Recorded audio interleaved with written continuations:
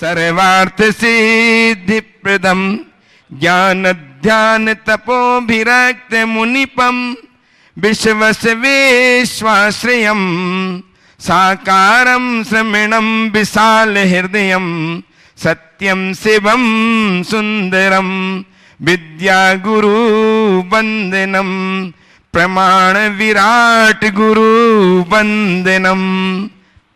अजय श्रीमती सुनीता जी भी दीप प्रज्वलित करके सभा को ज्योतित करने का उद्यम करेंगी।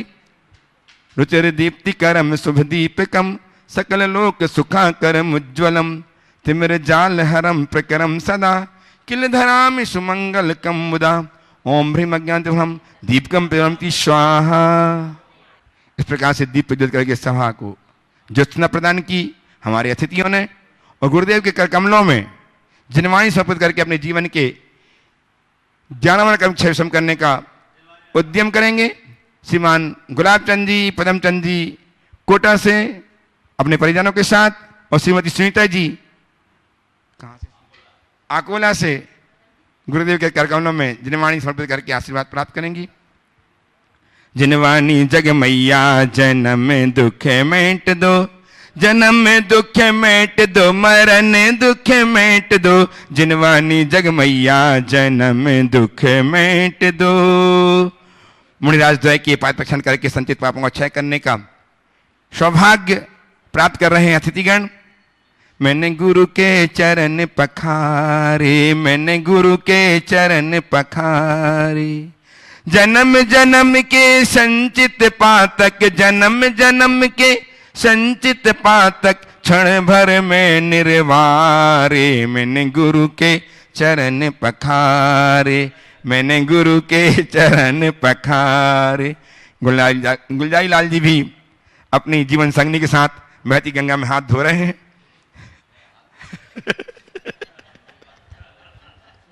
बहुत मजेदार व्यक्ति है।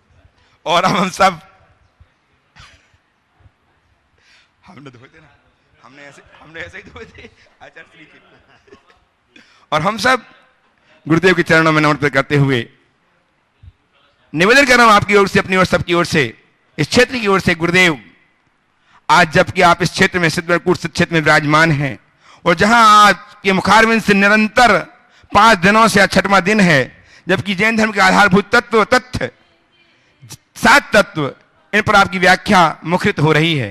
आज पुनः हम सब आपके मुखारविंद से निर्दय तत्व की अनुपम व्याख्या सुनने के लिए आतुर हैं। अतः हमें निर्दय तत्व पर उपदेश देकर के अनुग्रहित करें। नमोस्तु महाश्री नमोस्तु महाश्री नमोस्तु महाश्री। ओम।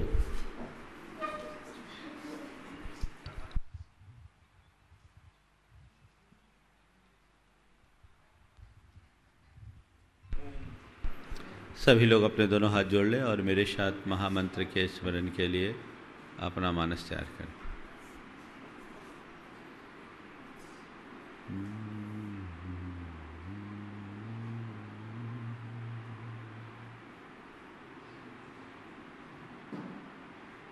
ळमो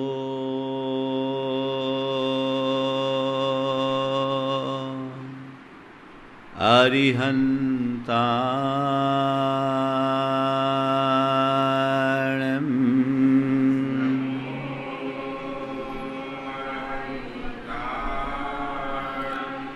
ळमो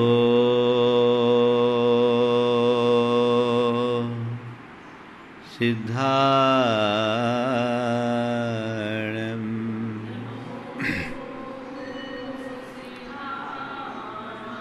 ळमो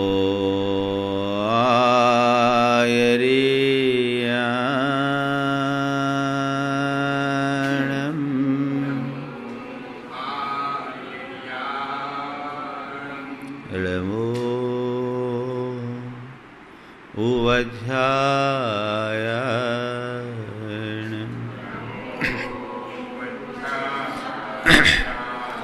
ळमो लोये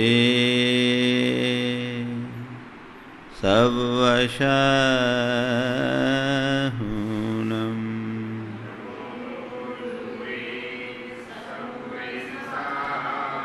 एसो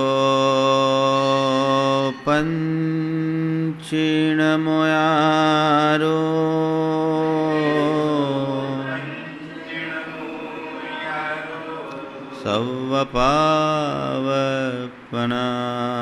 सव्वपावपनाशिनो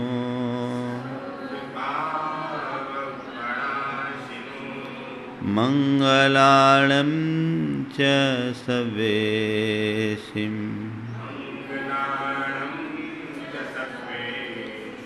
पढ़ेमं होय मंगलम्।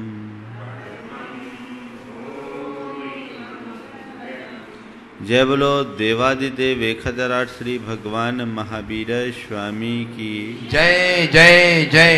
अहिंसा परमो धर्म की जय जय जय। परम पूज आचार्य गुरुवर श्री विद्यासागर जी महाराज की जय जय जय। परम पूज प्रमाणिक संत महामना मुनिराज प्रमाण सागर जी महाराज की। परम पूज्य विराट सागर जी महाराज की। सिद्ध क्षेत्र सिद्धवर कूट जी की। जब कभी हम अपने जीवन के विषय में सोचते हैं तो हमारे सामने दो प्रकार की तस्वीर उभर कर दिखती है। एक वो जिसका हम अनुभव करते हैं और एक वो जो हमारा असली स्वरूप है। हम जब कभी अपने जीवन के विषय में सोचते हैं तो क्या सोचने में आता है? क्या सोचते हैं? मैं सुखी हूँ, मैं दुखी हूँ, मैं अमीर हूँ, मैं गरीब हूँ, मैं राजा हूँ, मैं रंक हूँ, मैं पंडित हूँ, मैं मूर्ख हूँ, मैं सुंदर हूँ, असुंदर हूँ, बड़ा हूँ, छोटा हूँ, स्त्री हूँ, पुरुष हूँ, कामी हूँ, क्रोधी हूँ, लोभी हूँ, मोही हूँ, रागी हूँ, द्वेषी हूँ। यही सब आता है ना। ये परिणतियाँ हमारे ध्यान में आती है और प्राणी अपने आप को इसी रूप अनुभव करता आ रहा है। जब इन पर ध्यान जाता है कि इस रूप जो मैं अपने आप को अनुभव कर रहा हूँ तो उसकी वजह क्या है, तो कहते हैं कर्म के परिपाक का फल है। हम अपने अज्ञान से प्रेरित होकर कर्म का बंध करते हैं और हमारा कर्म हमें इन अवस्थाओं में उत्पन्न करता है। ये सारी पर्याय कर्मजन्य पर्याय। दूसरी तरफ जब हम अपना ध्यान देते हैं तो हमारा असली स्वरूप है वो स्वरूप जो इन सब के मध्य भी स्थिर है, चैतन्य रूप है, आनंद स्वरूप है, ज्ञान स्वरूप है, सुख स्वरूप है, वह मैं हूँ। आकाश में जब हम देखते हैं तो सघन बादल छाते हैं, आकाश का स्वरूप कुछ और दिखता है, लेकिन जब बादल छट जाते हैं तो नीला आकाश प्रकट होता है। ये बादल वायु बनाती है और वायु के संगठन से ही बादल छटते हैं, बादलों का क्रम चलता रहता है। लेकिन आकाश तो आकाश है, वो निर्लेप है। हमारी अंतस की चेतना आकाश की भांति है जो पूरी तरह निर्लेप है, पर कर्म की वायु से प्रेरित होकर ये विभिन्न पर्यायों के बादल हमारे ऊपर आते हैं, जाते हैं, आते हैं, जाते हैं और सामान्य प्राणी उसमें अपने आप को तन्मय महसूस करता हुआ वैसा अनुभव करने लगता है।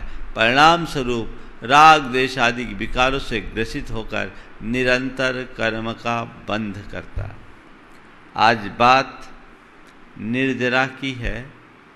दो शब्दों से हम अपनी यात्रा को प्रारंभ करते हैं। एक है कर्म का भोग और एक है कर्म की निर्जरा। निर्जरा का मतलब है झड़ना। झड़ना दोनों स्थिति में होता है। जैसे पेड़ में फल पकता है तो पक कर टपकता है, इसी तरह हम जो कर्म बांधते हैं उसका समय पूर्ण होता है, वो झड़ता है। लेकिन यहाँ उस झड़ने का नाम निर्जरा नहीं है, वो कर्म का भोग है जो हर पल हम भोग रहे हैं, सुख के रूप में दुख के रूप में, अच्छे के रूप में, बुरे के रूप में, इष्ट के रूप में, अनिष्ट के रूप में, हर्ष के साथ तो विषाद के साथ हम हर पल भोग रहे हैं। संसार का हर प्राणी कर्म का फल भोग रहा है। कर्म फल को भोगने में कोई पुरुषार्थ करने की जरूरत नहीं है। हम भोगते आ रहे, भोग रहे हैं। लेकिन यहाँ आज कर्म के भोग की नहीं, कर्म की निर्जरा की बात है। कर्म का भोग और कर्म की निर्जरा में क्या अंतर है? कर्म के स्वाद को चखते हुए भोगना, उससे प्रभावित होकर के उसे झेलना, ये कर्म का भोग है। और कर्मोदय में अपनी बुद्धि की स्थिरता रखते हुए कर्म को गला देना, इष्टानिष्ट संकल्प से मुक्त होकर उसे झड़ा देना, ये कर्म की निर्जरा है। कर्मोदय का चक्र चलेगा। अब मेरे हाथ में है कि भोग करूं या निर्जरा। और एक विशेष बात, कर्म के फल भोगने में नए कर्म का बंध होता है। और हम नए कर्म का बीज बोते, जब भी हम कर्म के फल को भोगते हैं हमारे मन में इष्टानिष्ट संकल्प विकल्प होते हैं। इष्टानिष्ट संकल्प विकल्प से राग द्वेष होते हैं और राग द्वेष मूलक परिणाम से नए कर्म का बंध होता है। ये चक्र चल रहा है अनादि से। एक अज्ञानी और ज्ञानी में यही अंतर है। अज्ञानी कर्म का फल भोगता है और ज्ञानी कर्म की निर्जरा करता है। वो केवल उसे जानता है, उसमें तटस्थ रहता है, उसमें इष्टानिष्ट संकल्प विकल्प नहीं करता। आचार्य कुंदकुंद ने समय सार में इसी बात को रेखांकित करते हुए एक सम्यक दृष्टि ज्ञानी की बात को चरितार्थ किया है और कहते हैं कि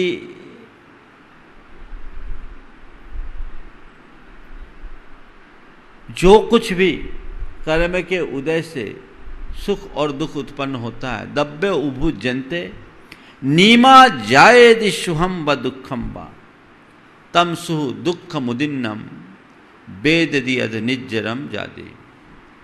द्रव्य का उदय होने पर जब हम कर्म द्रव्य को भोगते हैं तो उस समय नियमतः कर्म अपना पाक देता है, सुख और दुख को उत्पन्न करता है। लेकिन सामान्य प्राणी उसमें सुखी या दुखी अनुभव करता है और ज्ञानी उस उदीरित सुख और दुख को केवल जानता है और निर्जरा कर लेता है। हम कर्मोदय की स्थिति में अपने आप को सुखी दुखी मानते, इष्टानिष्ट संकल्प विकल्प करते हैं, तो वो हमारा नए कर्म का बंध कराता है। और यदि हम केवल उसे जानते हैं तो कर्म की निर्जरा होती है। बहुत गहराई की बात है, इसे थोड़ा समझना। वे और आगे बढ़कर कहते हैं कि भोज मिंदे ही दब्बान मजेदनान मिदरानम जम कुणदि सम्म दिठितम सव्वम निज्जर निमित्तम। इंद्रियों के द्वारा जो भी उपभोगम द्रव्यानम सचेतनान मिदरानम, चेतन अचेतन द्रव्यों का जो उपभोग करता है कौन? सम्यक दृष्टि। इंद्रियों के द्वारा जो अचेतन चेतन अचेतन द्रव्य का सम्यक दृष्टि उपभोग करता है, जम कुणदि सम्म दिट्ठि तम सब्बम निज्जर निमित्तम, वह सब निर्जरा का निमित्त बनता है। इसी को आधार बनाकर लोग कहते हैं सम्यक दृष्टि का भोग भी निर्जरा का कारण है। महाराज बहुत अच्छा फार्मूला आपने दे दिया, अच्छा रास्ता बता दिया। भोग भोगो और निर्जरा करो, इससे सरल धर्म और कौन सा होगा। और बहुत सारे लोग इसी सरल धर्म के चक्कर में भटक गए। इसे थोड़ा गहराई से समझो। हम अपनी वृत्ति को देखें। जितना राग द्वेष है उतना बंध है, और जितनी तटस्थता है उतनी निर्जरा है। तुम अपने आप को सम्यक दृष्टि मानते हो कि नहीं? महाराज हैं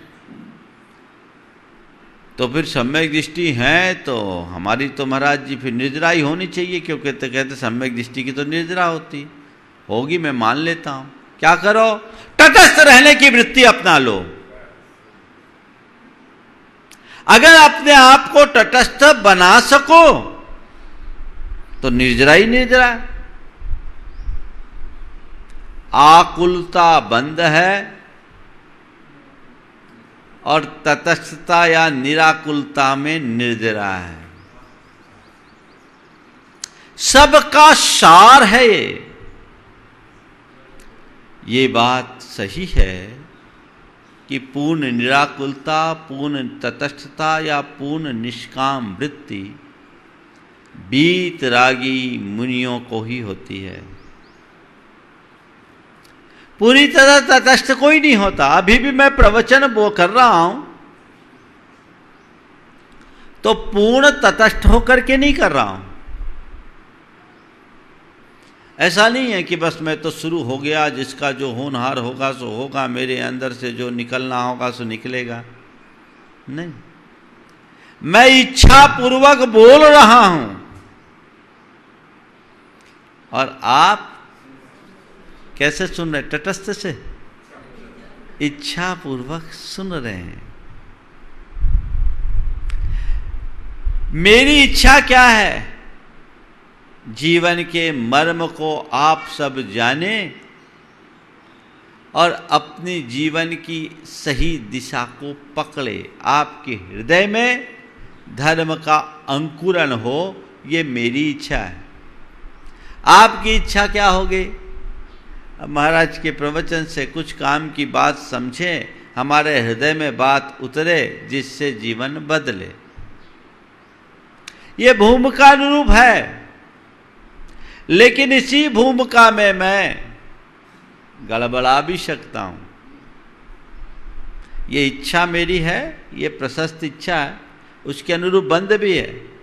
पर मेरे मन में यदि ये इच्छा आ जाए कि मैं बोलूं और सब के सब मेरे वशीभूत हो जाए, मैं जैसा चाहूं वैसा इनसे करा लूं, तो शायद वो मेरी इच्छा असद इच्छा हो जाएगी। वो मुझे एकदम डुबा डालेगी। आप सबसे मैं आज के संदर्भ में केवल इतनी बात कहना चाहता हूं। सामान्य रीत्या जब निर्जरा की बात की जाती है तो हमारे शास्त्रों में कहा गया तपस्या से निर्जरा होती है। किससे होती है? तपस्या से निर्जरा होती है। और आप लोगों से बोलूं तो आप कहोगे महाराज तपस्या तो हमारे बस की बात नहीं है ना? हाँ, चलिए मैं आपको बिना तपस्या किए निर्जरा करा दूं तो चलेगा? हाँ महाराज, वही तो चाहते हैं। आप लोगों की दशा क्या है बताऊं? करना कुछ ना पड़े, परिणाम सब मिल जाए, है ना? बिना तपस्या के निर्जरा। और आचार्य कुंद ने तो वही बोला, बोला तपस्या छोड़ो, बिना तपस्या के निर्जरा कर लो। बता दूं, बहुत सरल प्रक्रिया है। कोई तपस्या नहीं करना, रंच मात्र नहीं, न तुम्हें व्रत करना, न उपवास करना, न रस त्यागना, न काय क्लेश करना, कुछ नहीं करना। क्या करना है? चीजों से प्रभावित नहीं होना। बोलो क्या हो गया? चीजों से प्रभावित नहीं होना। बोलो ऐसा हो सकता है? आप प्रभावित रहने की कला विकसित करो। तुम जितना प्रभावित होगे उतनी आकुलता होगी, जितनी आकुलता होगी उतना बंध होगा। और अप्रभावित रहोगे, आकुलता नहीं होगी, आकुलता के अभाव में बंध भी नहीं होगा। अब ये हमें तय करना है। निद्राधिकार यही बोलता है, तटस्थ भाव को अपनाओ, तटस्थ वृत्ति को अपनाओ। अपनी भूमिका अनुरूप तुम बहुत सारी आकुलता व्याकुलता से बचोगे और यही तुम्हारे पुरातन कर्म को नष्ट करने में सहायक बनेंगे। साक्षी भाव अपनाओ। आज की 4 बातें आप सबके लिए। सबसे पहली बात, सहज रहे। निर्जरा करने के लिए क्या करना है? सहज रहे। सहज रहने का मतलब, सहज रहने का मतलब निमित्तों से प्रभावित मत होइए। अभी क्या दशा है अपने मन से पूछो। पल में मासा पल में तोला, और क्या होगा महाराज? क्षण में उभार क्षण में उतार। कोई तारीफ किया खिल गए और टिप्पणी की खोल गए, है ना? क्या हाल है हमारा? क्या हाल है? कितना कमजोर मन है। थोड़ी सी तारीफ किसी ने, थोड़ी सी प्रशंसा क्या कर दी, बाग बाग हो गए। और किसी ने आलोचना भर की, आग लग गई। भैया ऐसा क्यों? तुम्हारी दशा तो ऐसी है कि किसी ने स्विच ऑन की, लाइट जल गई, ऑफ की, लाइट बुझ गई। तो भैया लाइट को कोई जलाए बुझाए ठीक है, पर तुम्हारी बत्ती चाहे जब जो गोल कर दे तो गड़बड़ है। बिजली की स्विच दूसरों के हाथ में हो चलेगा, पर तुम्हारे मन की स्विच यदि किसी दूसरे के हाथ में चली गई तो इससे बुरा और कुछ नहीं होगा। अपने मन की स्विच को अपने पास रखो। ज्ञानी जीव इस तटस्थता की वृत्ति को अपनाता, वो सहज रहता है, प्रभावित नहीं होता, अप्रभावित रहता है। किसके बदौलत? आत्मज्ञान के बदौलत। आत्मज्ञान के बदौलत वह तटस्थ रहता है। ये सब संयोग है, पर रूप है, मेरे नहीं है, मुझसे भिन्न है, मुझसे पृथक है। मेरा इनसे कोई नाता नहीं है। ये बाहर की परिणति है, पर्याय है जो विकारी है। कर्म के उदय से ऐसा हुआ है। ये मेरा नहीं है, मैं नहीं हूं। मैं इनसे क्यों प्रभावित रहूं? अपनी सहजता को इस भांति बरकरार रखने की कला यदि हमने अपने अंदर विकसित कर ली, तो हमसे बड़ा सुखी संसार में कोई नहीं होगा। अपना सकते हैं महाराज। उपवास करना सहज है, पर उपवास करके या भोजन करके भी सहज बने रहना सहज नहीं है, है ना? उसी को जीतना है। समय सार को व्यवहारिक जीवन में उतारिए। पूर्ण सहजता जब आएगी तुम्हारी पात्रता विकसित होगी, तब होगा। लेकिन अपने जीवन को यथासंभव सहज बनाए रखने की कोशिश तो हम आज भी कर सकते हैं। उसमें हानि क्या है? बोलो, है हानि? एक पल में थोड़ी थोड़ी बातों में जो लोग असहज हो जाते हैं, वे अपने जीवन में कभी सुखी नहीं हो सकते। निजरा तत्व हमें यही सिखाता है। कर्म को पर रूप मानो, आत्मा के स्वरूप को पहचानो। जो आत्मा का वास्तविक रूप है उसे जानो और उससे अप्रभावित रहने की कला अपने भीतर विकसित करो। पर जब तक तुम्हारे अंदर विकार हावी होंगे, तब तक तुम अप्रभावित नहीं हो सकते। विकार से निर्विकार की ओर जाओ। तब हम अपने जीवन को ऊंचाई तक पहुंचाने में समर्थ हो सकेंगे। एक बार ऐसा हुआ, देखो अच्छे अच्छे लोग कितनी जल्दी असहज हो जाते हैं। मैं कोलकाता में था,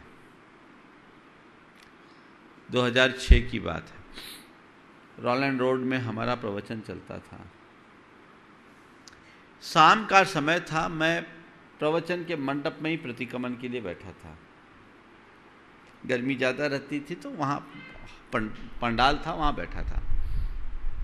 एक बहन जी आई, बड़ी बेचैन थी। मेरा प्रतिक्रमण लगभग 20 मिनट चला और मैं देख रहा था कि वो 20 मिनट में इधर से उधर, उधर से इधर बड़ी परेशान सी दिख रही थी बड़ी स्वाध्यायशील महिला, समय सार की रसिक,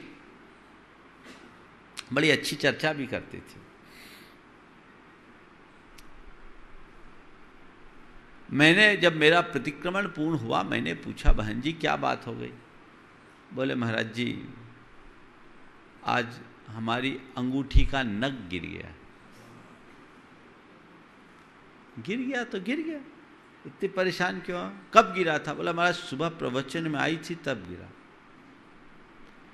बोले कहाँ गिरा? बोले महाराज घर से गाड़ी से आए थे, यहाँ से गाड़ी से गए तो गिरा होगा, तो गाड़ी और पंडाल के बीच में गिरा होगा। बोले इतने परेशान काहे हो रहे? एक नग गिरा, अंगूठी थोड़ी गिरी। नहीं महाराज बहुत कॉस्टली थी, बड़ी कॉस्टली थी, डायमंड की थी, मोटा नग था। मैं उनकी हैसियत जानता था। अब बोले क्यों परेशान हो रहे हो? मिलना होगा, मिल जाएगा, तुम्हारा थोड़ी गया, गिर गया सो गिर गया, नग गिरा है, तुम्हारा क्या गिरा? नहीं महाराज बहुत बहुत मुझे प्रिय थी, बड़ी अच्छी थी, बड़ी कॉस्टली थी। मैंने उनसे पूछा कितने की होगी? तो महाराज महंगी थी। अब फिगर नहीं बताया, फिगर नहीं बताया।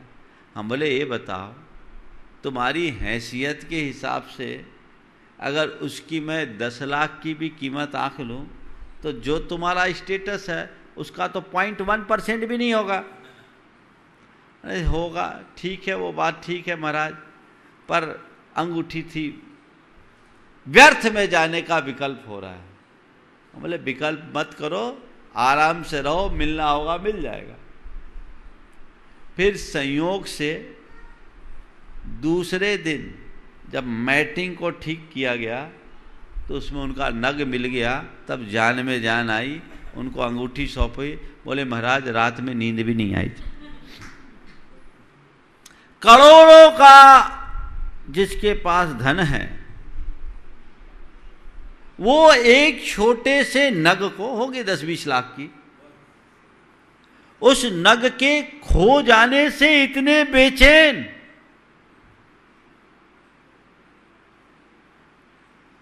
अपने मन से पूछो, क्या हम ऐसी स्थिति में अपने आप को सहज बनाने की क्षमता रख पाते हैं? सुख में दुख में, संयोग में वियोग में, हानि में लाभ में, जीवन और मरण में सहज बनो। ये एक बड़ी तपस्या है और इस तपस्या को अपना लो तो कोई समस्या नहीं बचेगी। बचेगी क्या? कोई समस्या नहीं। महाराज यही तो समस्या है कि इसको अपना नहीं पाते। वेद विज्ञान यहां काम करता है। पहली बात सहज रहें, दूसरी बात साक्षी भाव को अपनाएं। सहजता और साक्षी भाव दोनों एक दूसरे से मिले हुए। स्वामित्व की बुद्धि अपने ऊपर न रखे। बस मैं तो संरक्षक हूं, सहज रूप से जो सामने है सो है, संभाल भले कर रहा हूं पर मैं मालिक नहीं हूं, साक्षी हूं। जिस व्यक्ति के हृदय में ये साक्षी भाव होता है उसके जीवन का रस ही कुछ और होता है। वो अलग मस्ती में जीता है। उसके मन में ना कर्तृत्व होता है, ना भोक्तृत्व होता है, ना स्वामित्व होता है। आज थोड़ा थोड़ा कुछ होता है तो यही बुद्धि तुम्हारे चित्त में हावी होती है और तुम्हें भीतर से विचलित कर डालती है। छोटी छोटी बातों से उद्वेलित हो उठते हो। लेकिन जो सच्चा ज्ञानी होता है वो कैसे जीता है? गणेश प्रसाद जी बन्नी का नाम तो आप सबने सुना ही होगा, कुछ लोगों ने उनके दर्शन भी किए होंगे। उनकी धर्म माता थी चिरोंजाबाई। एक धनाढ्य महिला थी, विधवा थी, पर गणेश प्रसाद जी बन्नी को देखते ही उनके छाती में दूध उमड़ा और उन्होंने उसे धर्मपुत्र बना लिया। उनको पढ़ाया लिखाया, आगे बढ़ाया। बहुत महत्वपूर्ण योगदान था। संपन्न महिला थी। सोनागिरजी में वो पंचकल्याणक विधान करा रही थी। बरुआ सागर उनका निवास स्थान था। अचानक सूचना मिली तीसरे दिन कि घर में चोरी हो गई है और चोरों ने पूरा घर खोद डाला है। दरोगा ने बुलाया है ताकि रिपोर्ट के आधार पर तफ्तीश की जा सके कि कितना धन चला गया। वर्णी जी वहीं थे। सबने सुना तो सबके सब स्तब्ध रह गए। लेकिन धन्य है चिरोंजाबाई, उसने उसी पल बड़ी दृढ़ता के साथ कहा कि जो जाना था सो चला गया और मेरा है वो जाएगा नहीं। अब मैं नहीं लौटूंगी, 2 दिन पूरा विधान करूंगी और रुकूंगी ताकि मेरा रहा सहा मोह चला जाए। और सुन लो, इस चोरी के बाद जो बचा है मेरे परिग्रह परिमाण की वही सीमा है। अभी पता नहीं क्या गया क्या नहीं गया, लेकिन इस चोरी के बाद जो बचा होगा वही मेरे परिग्रह परिमाण की सीमा है। उतने में ही मैं अपना गुजर बसर करूंगी। मेरा अपना कुछ गया ही नहीं, जो गया वो परद्रव्य है, उसके पीछे मैं क्या मोह करूं। वो नहीं गई। 2 दिन और विधान का अनुष्ठान पूरा किया। कार्यक्रम संपन्न होने के बाद जब बरुआ सागर आए, देखा तो चोरों ने पूरा घर खोद डाला था।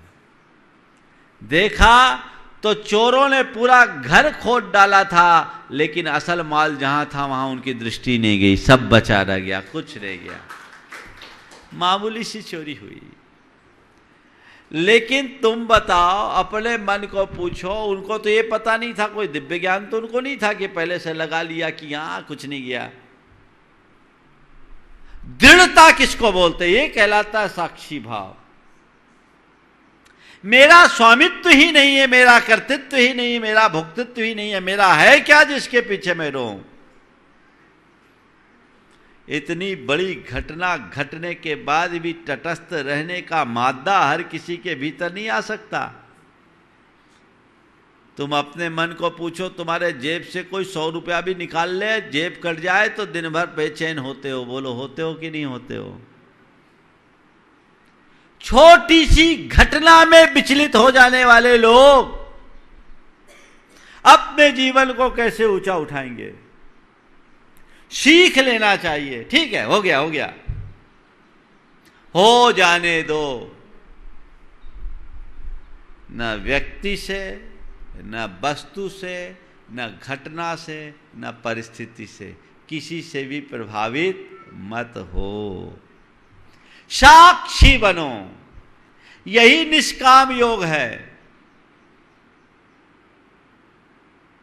ये ज्ञान तुम्हारे भीतर होगा तो साक्षी भाव से चीजों का उपभोग भी करोगे तो बंध नहीं होगा। जो अभी मैंने कहा, उपभोज मिंदिये ही दब्बान मजेदनान मिद्रानम जम कुण दिशम दिठी तम सब्बम निजर निमित्तम। वो भूमिका तो तुम्हारे अंदर आए। अभी तो रचे पचे हो, राग रंग में रंगे हुए हो, तो कहां होगा? अपने मन से पूछो, तुम तो त्याग करते हो ना, तो उसमें भी राग होता है। क्या बोल रहा हूं? त्याग करते हो उसमें भी राग होता है। मैंने व्रत किया, मैंने उपवास किया, बहुत बड़ा तीर मार लिया, गढ़ जीत लिया, दान दिया, ओ मैंने बहुत बड़ा दान दे दिया, है ना। और कहीं दान दो और कोई प्रशंसा ना करे तो तकलीफ होती। अगर किसी ने कोई बड़ा दान दिया हो और एक ने भी बधाई नहीं दी हो, इसलिए मैं कहता हूं भैया कोई दान दे तो उसको बधाई जरूर दिया करो, नहीं तो वो बेचैन हो जाएगा। मन कितना दुर्बल है, क्यों? मेरे भीतर कर्तृत्व, स्वामित्व और भोक्तृत्व की भावना कूट कूट कर भर गई है। यही मुझे उलझाती है। संत कहते साक्षी बनो, सहज रहो, साक्षी बनो, चलने दो जीवन को जैसे चलता है।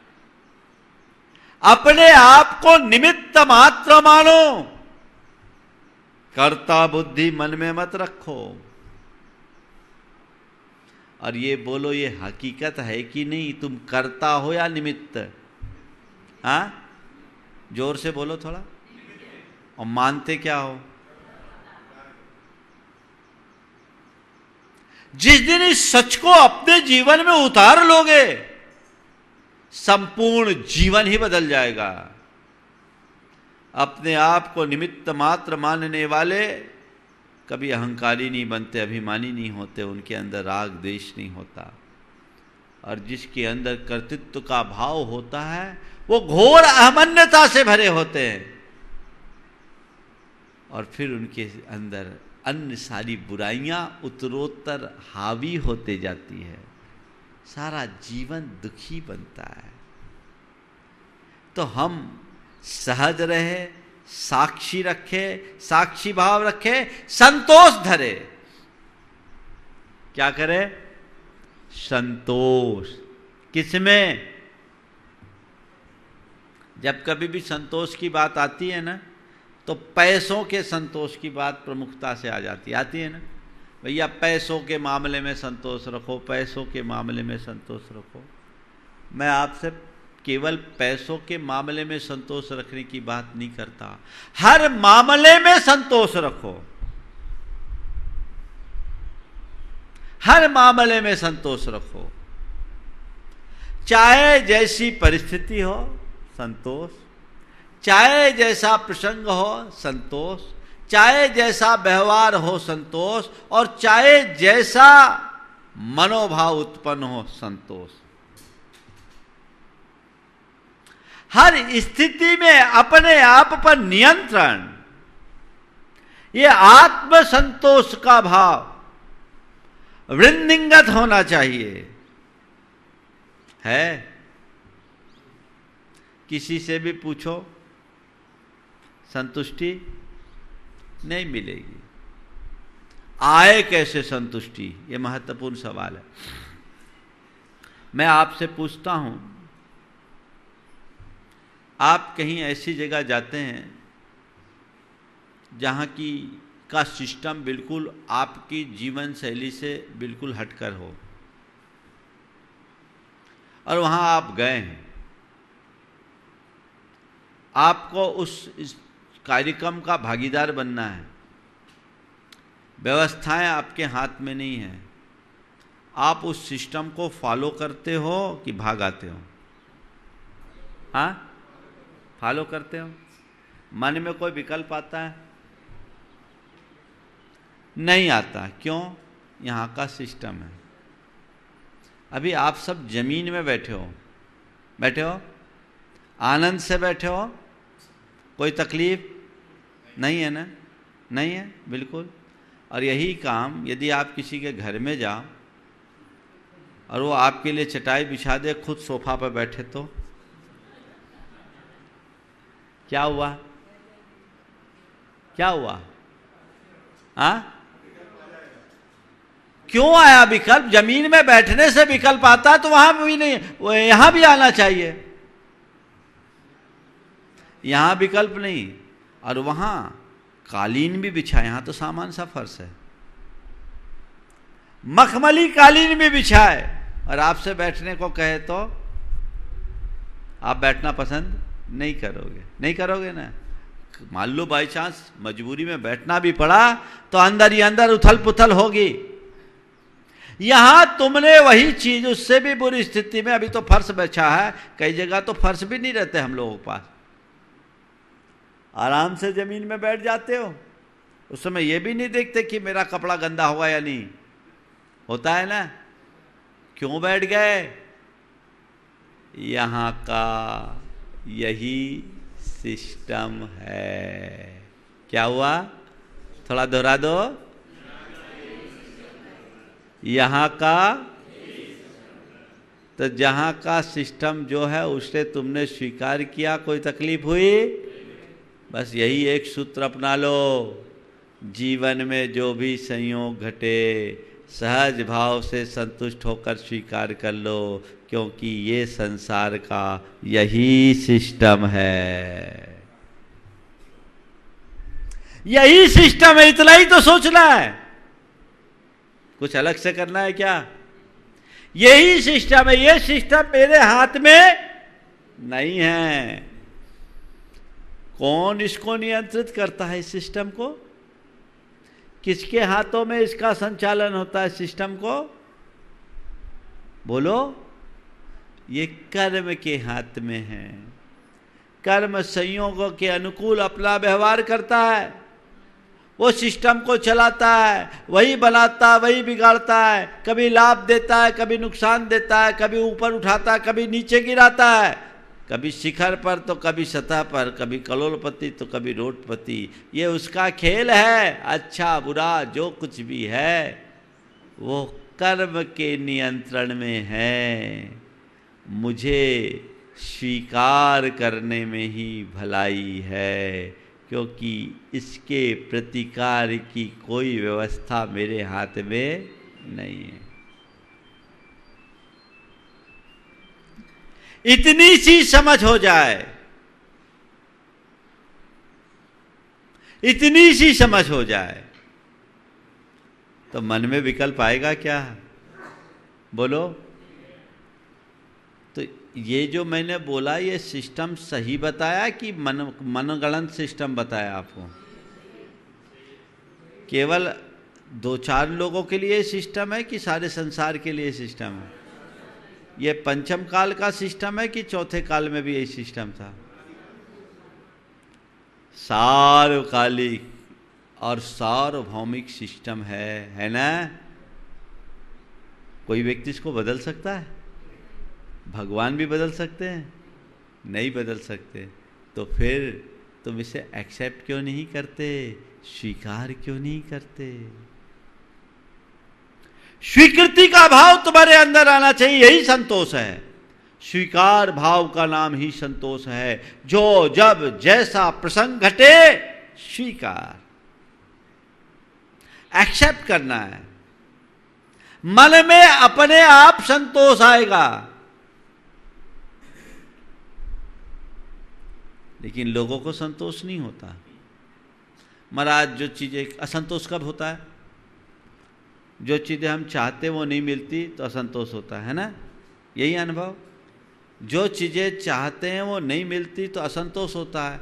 मैं कहता हूँ जो चीज़ें मिली है उसे चाहने लगो, संतोष होगा। क्या हुआ? जो हम चाहते हैं वो नहीं मिलती, असंतोष होता है। जो मिली है उसे चाह ले, संतोष होगा। और देखो, जो हम चाहें वो हमें मिले, वो हमारे हाथ में है क्या? बोलो।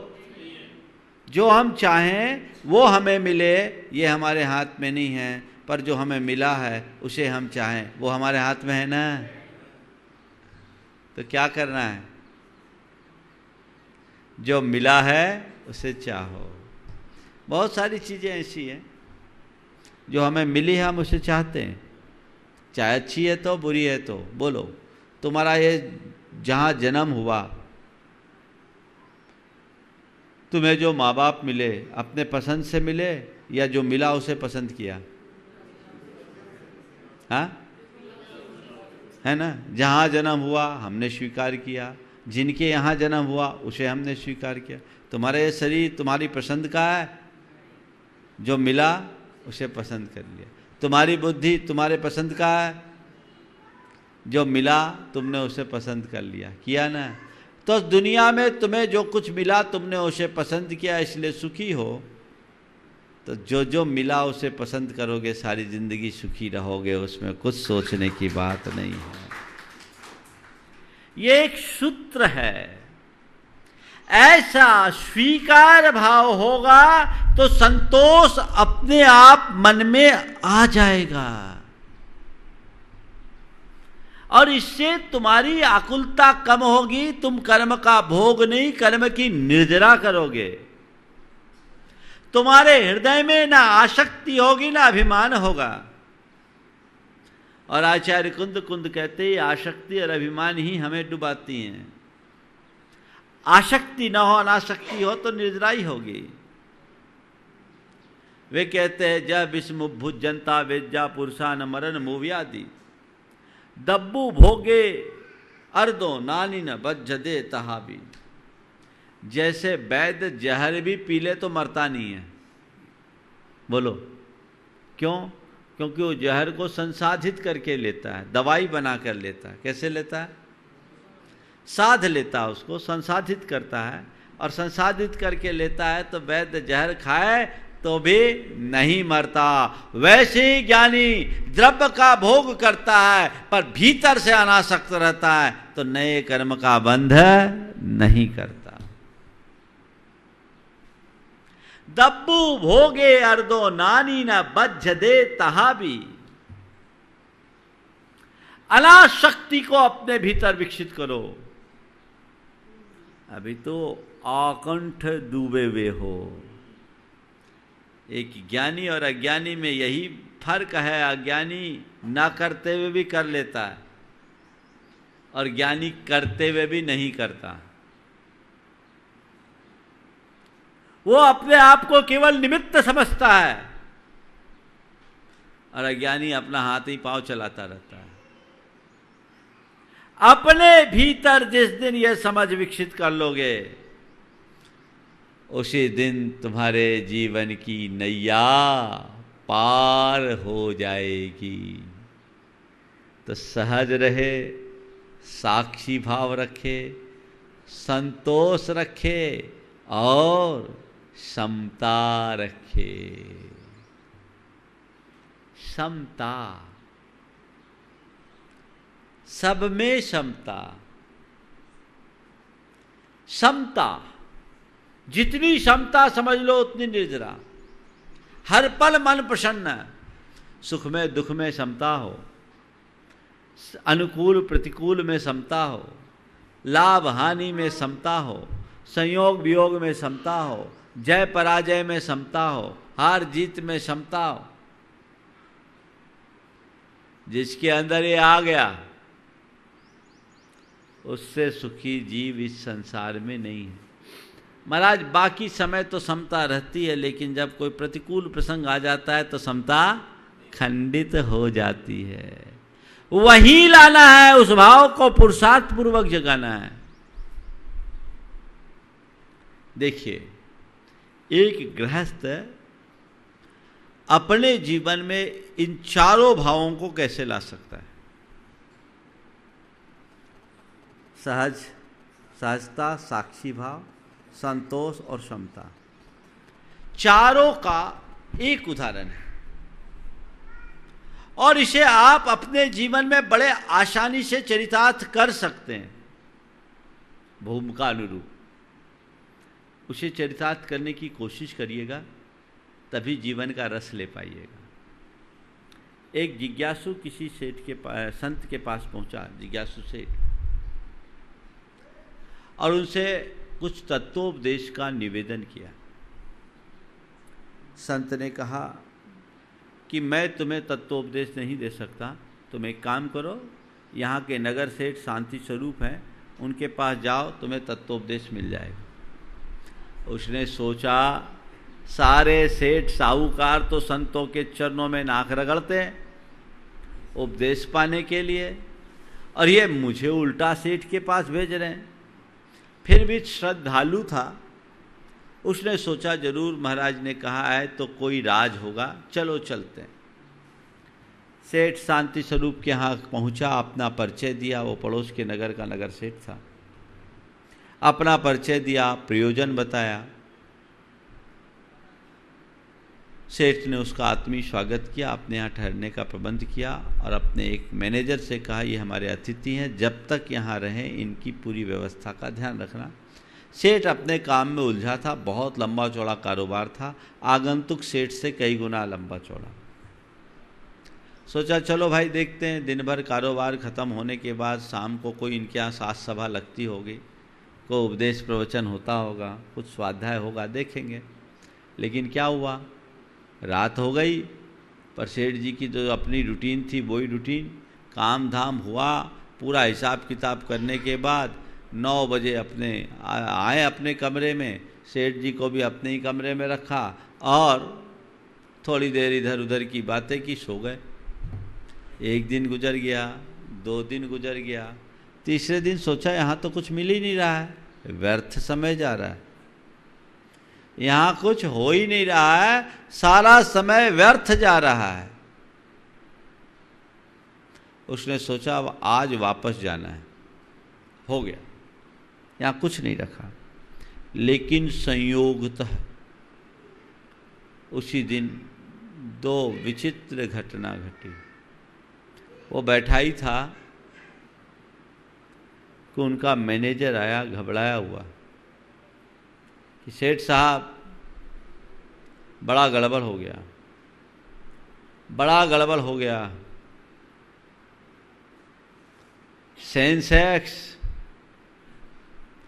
1000 अंक लुढ़क गया, अपने को 5 करोड़ का नुकसान है। क्या बोल रहे हैं? सेंसेक्स 1000 अंक नीचे आ गया, अपने को 5 करोड़ का नुकसान है। ठीक है, ऐसा होता है, विधि की मर्जी, जाओ अपना काम करो।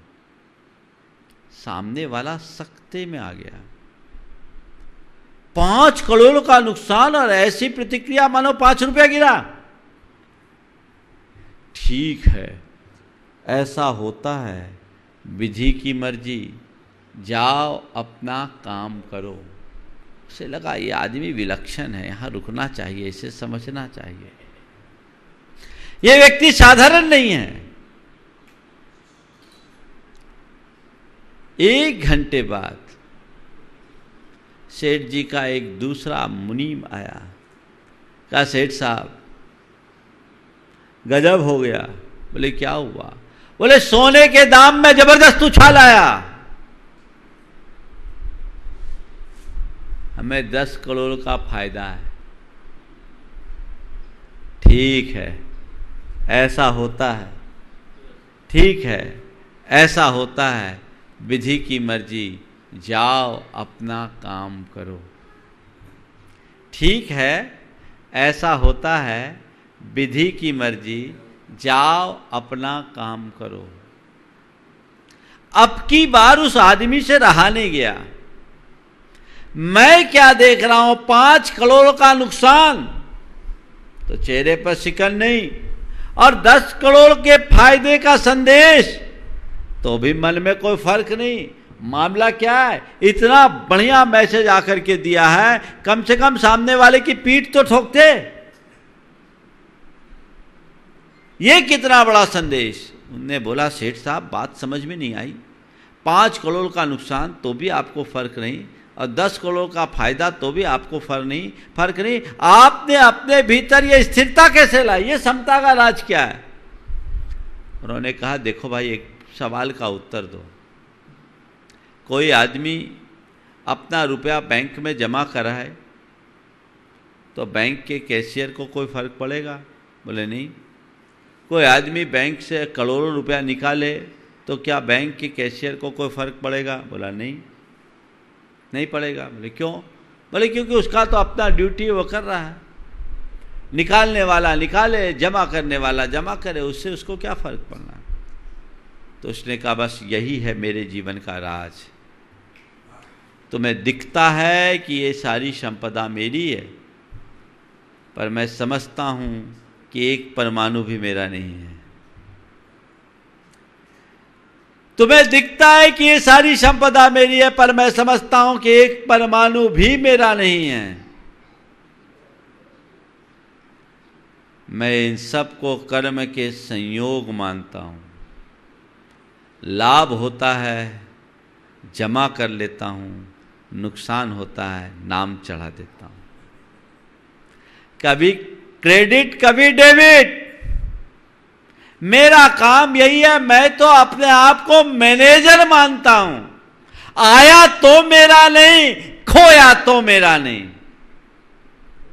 मैं तो केवल मैनेजर हूं, प्रबंधक हूं। मैं क्यों हंसूं, क्यों रोऊं? मेरा तो बस मैं हूं। बंधुओं, ये दृष्टि जिस मनुष्य के हृदय में विकसित हो जाती है, वो जीवन में कभी दुखी नहीं हो सकता। अपने भीतर ऐसी दृष्टि विकसित कीजिए, जीवन को तदनुरूप ढालने का प्रयास कीजिए। देखिए जीवन का क्या आनंद आता है। एक अलग आनंद, एक अलग अनुभूति जो जीवन के स्वरूप को बदल डालेगी। ये हकीकत है। तो अपने आप को कर्ता मत मानिए, भोक्ता मत मानिए, स्वामी मत मानिए। केवल प्रबंधक बन करके जिए, साक्षी भाव से जिए, सबको पर मानिए। आपा पर का जिसे ज्ञान होता है वो पर में उलझता नहीं, और जिसके हृदय में ये भेद विज्ञान नहीं होता वो पर में ही तत्पर रहता है। बस पर की तत्परता अज्ञान भाव है जो बंध कराती है, और स्वपर का भेद विज्ञान ज्ञान भाव है जो निर्जरा कराता है। हमें इसे देखना है कि हम क्या कर रहे हैं। हमें ये दृष्टि अपने भीतर विकसित करके अपने जीवन को आगे बढ़ाने की कोशिश करनी है। तो हम कर्म का भोग न भोगे, कर्म की निर्जरा करे। और उसके लिए 4 बातें मैंने की जो बिना तपस्या की तपस्या है, सारी समस्याओं के निदान की कुंजी है। हम उसे आत्मसात करके अपने जीवन को आगे बढ़ाएं। समय आप सबका हो गया है। महाराज श्री अभी मंगल भावना आप सबको सुनाएंगे। मैं यहीं पर विराम ले रहा हूँ। मैं देख रहा हूँ अभी देवोदय महासंघ के महामंत्री सुरेंद्र भाई और कोषाध्यक्ष प्रेमी जी यहाँ आए हुए हैं। ये लोग बहुत अच्छा काम कर रहे हैं। मैं शायद समझता हूँ कोई अच्छा संदेश लेकर के आए होंगे। महाराज श्री के मंगल भावना के बाद वो अपनी बात यहाँ 2 मिनट में कहेंगे। बोलिए परम पूज्य आचार्य गुरुवर श्री विद्यासागर जी महाराज की।